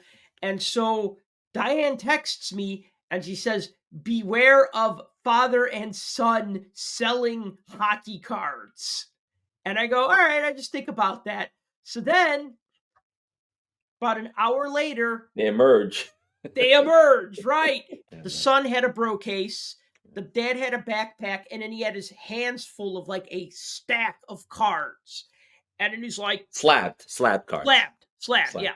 And he's like, "You doing any trading?" And I said, "Oh, maybe." And I say to Clemente, I'm like, "Here, read my text message." And he starts reading it out loud. I'm like, "No, I quiet, didn't know. Yeah, I didn't know. No, I quickly got it. You're reading it out loud. They were standing there. That's awesome. Beware of father and son. Like, I quickly got it. I was like, oh, they're right in front of me. so then That's Dad awesome. bro is like, "Do you want to trade?" I'm like, "Well, let's see what you got." And he goes, "Well, this is what I picked up most recently." And he hands me a stack of cards. They were not all slabbed. Some were in one touches, but yeah, pretty much they were all either in one touch or graded. And the only one I wanted was like, he had a Patrick Kane Young Gun. And I said, "I'm interested in this one." He's like, "Well, I just picked that one up." I said, "Oh, okay then." Had no interest in going through their 400 cards so that they could sell it to me for market price plus 10%. It's just ridiculous how I'm going to refer to this phenomenon as the showcases versus the bro cases. Because that's what it is. It's a battle. It's the people with their cards in the showcases, like me, who set up at the show and they put their cards out in the showcases and they want to sell things. They want to buy things. They want to trade things, but they're there to make money, right? Then you got guys zipping around with their bro cases and they think they can do what I do. Maybe they can, but they can't, but they kind of can. Now, I used to do the same thing when I was a kid. I'd go to these shows. I'd have a backpack full of comic books. The Chicago Sports Spectacular used to be called the Sun Times Show, and it was a card and comic book show. And back in the 90s, I'd bring a backpack full of comic books, and I would sell my comic books that I didn't want to dealers, and I knew how the game worked. They needed to make a profit, so I had to be willing to sell it for less than what the price guide said the book was worth. But I got it. I'd get a bunch of money. They'd get books that they could resell. I'd get money so that I could buy stuff that I wanted, right? Now everybody thinks this card is worth $500. I'm going to sell it for $500 to a dealer, which doesn't make sense. It's almost like when you go to the casino, and so many people are gamblers anyways with buying all this wax and stuff, and there's a lot of parallels we could draw between gambling and sports cards. But when you go to the casino, the house always wins, right? We're playing blackjack, dealer wins on the tie. And so the odds are stacked in favor of the house, right? That's how they make money, right? And that's how it needs to be. So there needs to be an understanding of the Brocase community that no, you're not going to get $1,400 for this $1,400 card, which is really a $700 card, but whatever, right? Yeah. It's funny you called them a community. Well, though they're really every man for himself. But no, look, Exactly. you make a good point in that what's emerging at shows now is that dealers sell. That's what they do, but they have to pay for the space. And then you have these roving people with their cases who don't have any overhead and that they don't have a table. And you almost wonder if they should just not allow customers to sell because they should just relegate the trade night where they can sell with each other. It's hard to mitigate that. They need to be in a room all by themselves. They can't be in the room with the rest of us because the truth is I would think in Sal's case, it'd be very frustrating if someone kept coming to me and wanted to sell me the card at the highest dollar. And I've said this before and I'll say it again. These people should just watch Pawn Stars. The guy says it all the time on there. Well, how am I going to make any money? And then they negotiate. But there's no negotiation here because they want to make a profit. And then they expect Sal to just eat it. Like now, if they were trying to sell to me as a collector, I might say, sure, because maybe I'll buy it and then I'll keep the card. I'm not looking to flip it again. But it doesn't make any sense. Why would I buy from a guy in a case when I can just go to all the showcases and buy from dealers that I trust and respect? That's the other thing. These guys are all, fly by night. They show up at shows. I don't know who they are, right? And like that guy said, I just picked these up. It's like, so you made some deal down the street here, and then now you want to come and sell to me? It doesn't make for a good experience. That's what I think. And when I see these guys in the bro case, and they say, "Oh, how much do you want for that card, or do you want to see what I have?" I know this is not going to be a deal. We're not going to make a deal. It's going to be like, forget it. And I wasn't there for trade night. None of us were. But I can only imagine. I felt like Saturday was very busy in the afternoon because these people were trying to build an arsenal for trade night. I suspect that's the case because I didn't see these guys on Friday as much, and I don't know if you saw them on Sunday, but on Saturday it was like peak bro case. Yes, it was peak on Saturday. Yeah, there's plenty on Sunday too. I tell you that. Oh yeah, there were. Yeah, so I just wonder too, because trade night was Saturday, and that's got to be a factor. But just in general, they're really out on the weekends, and a lot of them tend to be younger people. And I think I'm glad they want to be young entrepreneurs, but they don't know how economics works, and that's part of the problem, I think. Oh yeah, so we were joking about that. I said, you know what? I think people, if you buy a bro case first, you have to take an economics class. Well, no, but the analogy, yeah, the analogy you made to me at the show, I thought was a good one. It was a restaurant analogy, which was like if you go to a restaurant, you're like, oh, $20 for a hamburger. Well, I want to pay 15. It's like, well, we don't negotiate here. Well, I can go to McDonald's and get a cheaper burger. Well, then go there. Like like we're not here to. I'm not here to barter. It's just very odd. It's very odd when there's an equal number of sellers and an equal number of dealers, and then there's just regular people at the show. And at one point, there was a father and son that actually came to Sal's table that were like regular people who listen to the podcast and they collect hockey, and it was like refreshing. I was like, oh, you're regular people. Like you don't have a bro case, and you're trying to, they want to look through Sal's boxes, and I'm like, this is a dying breed. It was like seeing a unicorn, so, and it's a shame because that's what shows used to all be, just people like that. And Look, I like new people. I'm not saying I don't like new people, but these people, they're in it they're in it for Bedard. These people were in it for Ovechkin a year ago. Now nobody asked about Ovechkin at this show. No, one guy asked for Ovechkin, Really? and then I said, "What are you looking for?" And he said, "A young gun." Okay. And I said, "I don't have that." But I think it's funny, like, if I had an Ovechkin young gun, that sucker'd be front and center in my display case. I always think it's funny that people think that that's one of the cards that I'm hiding behind my table or under my table and not like front and center. It's just kind of funny, like when they ask. I mean, I understand I got 4 showcases and maybe they don't want to look at every showcase to see if I have a certain card, but it's just such a, The looking is the fun part. it's like if people came to me and said, "You got a LeBron exquisite rookie." It'd be like, "Yeah, right." Yeah, you know what I mean? Yeah, I got 3 of them. They're over here. They're in a box under the table. Well, like Right. one guy when he said to me, this was back in like 21, I think, but he said, "You got any PSA 10 Ovechkin Young Guns?" And he said it like that. And I just wanted to be like, "Yes, sir. How many would you like? I give a price break if you buy 12 or more." You know what I mean? It's silly. It's so silly. The whole I mean, I get it and I don't get it. Like I said, I was that kid going around selling comic books, and then as an adult, I would bring cards and I'd say to like one dealer, "Hey, I know you guys are from Detroit.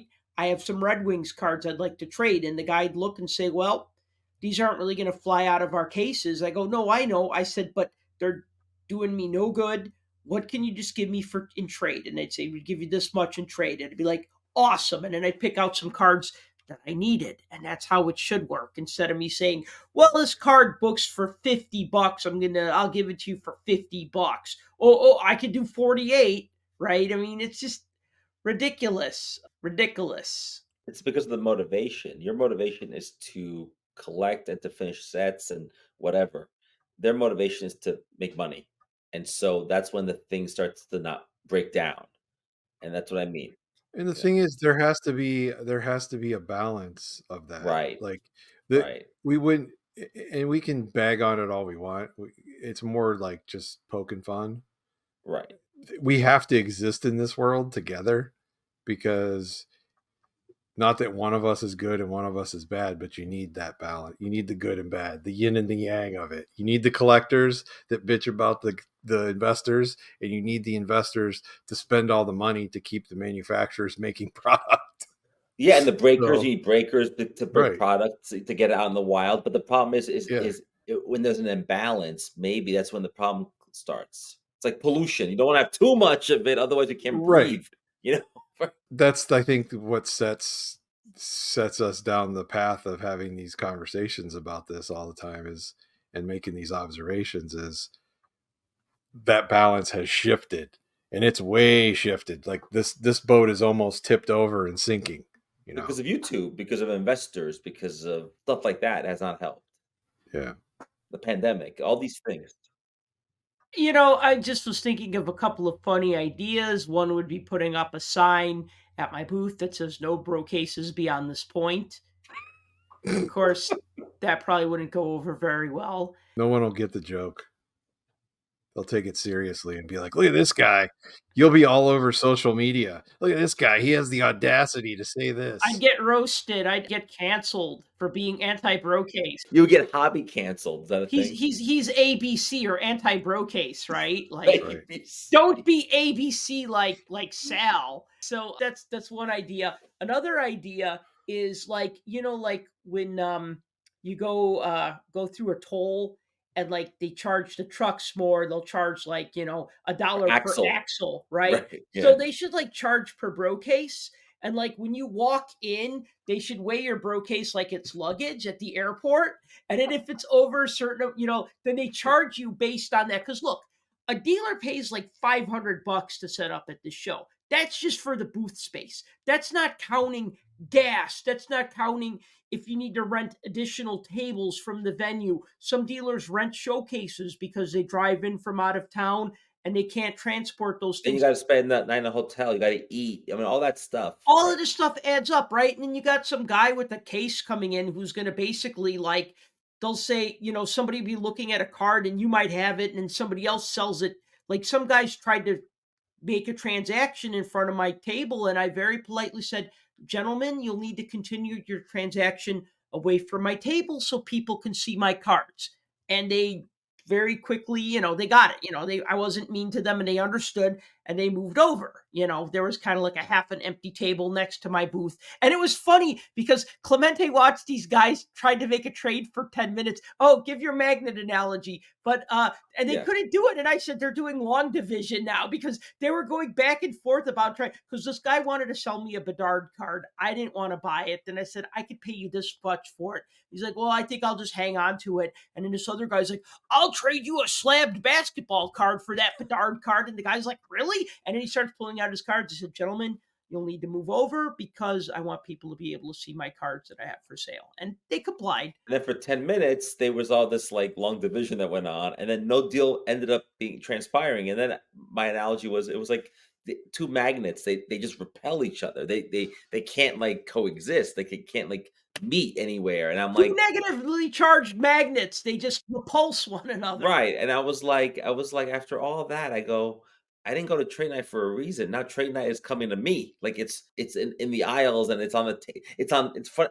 They basically were like set up in front of Sal's table, like they were like at home. And it's like, look, I'm trying to sell cards here. Like, move over. Did you look around to see if there was a camera? Like if this was like a practical joke? That's what I would have done. No, it was real. Actually, that's the other thing too, is like, right during the pandemic and post-pandemic, there were a lot of those people with cameras. You see a lot less cameras, but you see a lot more bro cases because they're not necessarily YouTubers. They're almost like people who are watching a lot of YouTube advice on how to become basically like a small businessman.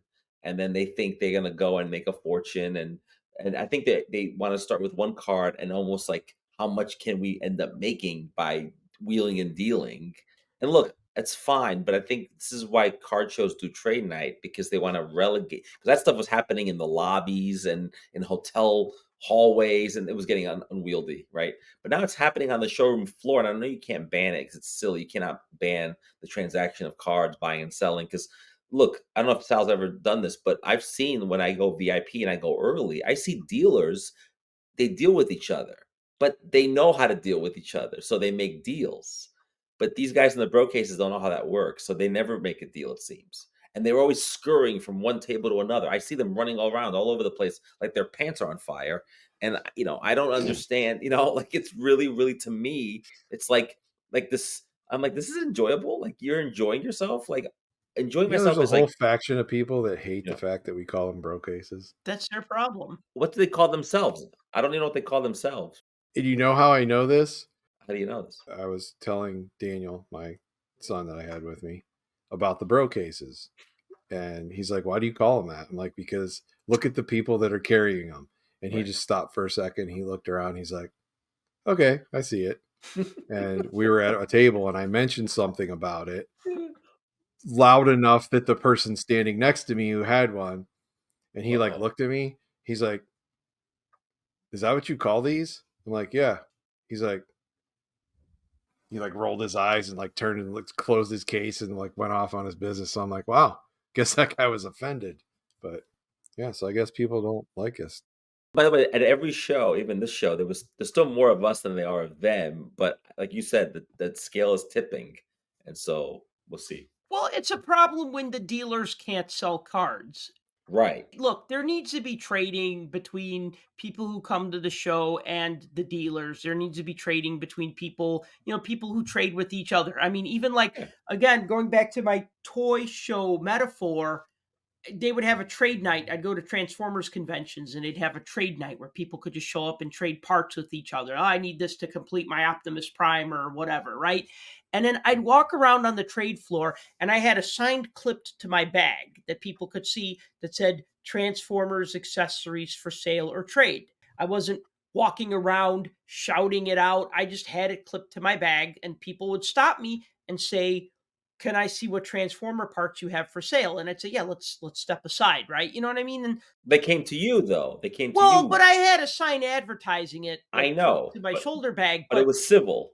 right, it was civil. It wasn't like me like just sidling up and being like, "Hey, I'll sell you these things," and or whatever, right? Like I wasn't trying to take away from anybody's business. I was trying to just create my own business again so it would free up money that I could in turn use to buy stuff that I wanted. That I had one more thing I wanted to mention. So yeah, so the anti-bro case ABC, right? My third idea and final idea is they need to create a display case that has glass that somehow refracts the light enough so people can't take a photo of a card through a display case. Because I saw people comping the cards with those apps and they didn't even ask and say, do you mind if I check the comps? Do you mind if I take a photo? Actually, when people say, can I take a photo of this card? I don't say, are you comping it? I assume they are. And I'd even say, yeah, let me take it out of the display case so you can get a better picture of it, because that's the kind of person I am. But I just see people walking up, snapping pictures all willy-nilly. So I'm like thinking, there's like this special stuff that you could spray on a license plate that will make it so that a red light camera cannot photograph it. We need that on our display cases, some sort of coating on the glass so any Sal's Case Care. That's what we're going to call it. Sal's Case Care. Case care. But what it would actually do was it would, they would take a picture of the card, and instead of bringing up like Card Ladder or something to like show you the value, it would brickroll you. It would show you, we're never going to give you up, never going to let you down. Right. Just take you to that video. And I think that'd be great. That would serve them right. I'm down for that. No, the other thing I want to say is that I think we're talking about this again because Bedard is bringing these people back into the hockey hobby. I think, Ovechkin Yes, did that. we didn't have to put up with them. Other than Ovechkin and McDavid and maybe a Right. little bit of Crosby. But then they went away for a while. They receded. No, they like basketball too much and football Right, and right. that's and baseball. But Bedard brought them back into our backyard, and now we're like, oh, here they are again. Like, it's like it's like when the people come to your house, they don't want to leave. It's like this. I was like, they're here now. What do we do? And go away, like, leave. And I think because we were in Chicago and it's Bedard's backyard, sure. But I think we're going to see it at the next big regional show, and we're going to see it at the national. And as long as Bedard is doing what he's doing, it's gonna, even next year, because then people are still going to be looking for his rookie cards. It's going to linger for a while, and we're just going to deal with it. But if that price goes down, like we mentioned, and all that stuff, that maybe they'll go away. But it's still too hot. It's still too soon, and that's why we're talking about it, because they're the public manifestation of the phenomena. That's who you see, and because a lot of people came up to you, Sal, that I remember at the national, you didn't get that many people in bro cases coming to you because I was pre-Bedard. Now we're gonna hit peak, and we're in it now. We're in the thick of it, and so and we're not even talking about his other, Bedard. Other cards will come out after this, other rookie cards, including the cup when that comes out, and all kinds of other stuff. Metal Universe Metal with PMG Reds, right, and all that stuff, and it's going to just keep on going. And the Young Guns card will always be a thing because of the branding around it, and so that's it, and that's where we are. That was a big trend line I noticed at the show, and I mean it was enjoyable because we shared a lot of laughs, and it was a good show and a lot of good stuff. We all picked up stuff we liked and wanted. But we didn't pick up any Bedard cards, right? It's shocking, right? But all three of us, none of us did that. So it tells you a little bit about, where we are and where they are. Well, gentlemen, any last thoughts before we wrap it up? Because this one's gotten a little long in the tooth, as they always do when we go 2 weeks without recording an episode. A double episode. We have to give the people what they want. They were starved for puck junk. They needed some. Well, they got plenty this time around. They got it. I always say it, stay tuned, because this saga will continue, and we'll be here for it. All right. Well, thank you for listening to the Puck Junk Hockey Podcast. As always, if you've enjoyed this show, please be sure to like and subscribe. Please be sure to tell your friends about our podcast. If you like to read, sign up for the Puck Junk newsletter at puckjunk.com/newsletter. And if you'd like to support this podcast, you could do so by buying a t-shirt at shop.puckjunk.com. And until next time, collect what you like. For more hockey goodness, follow us on Twitter at PuckJunk.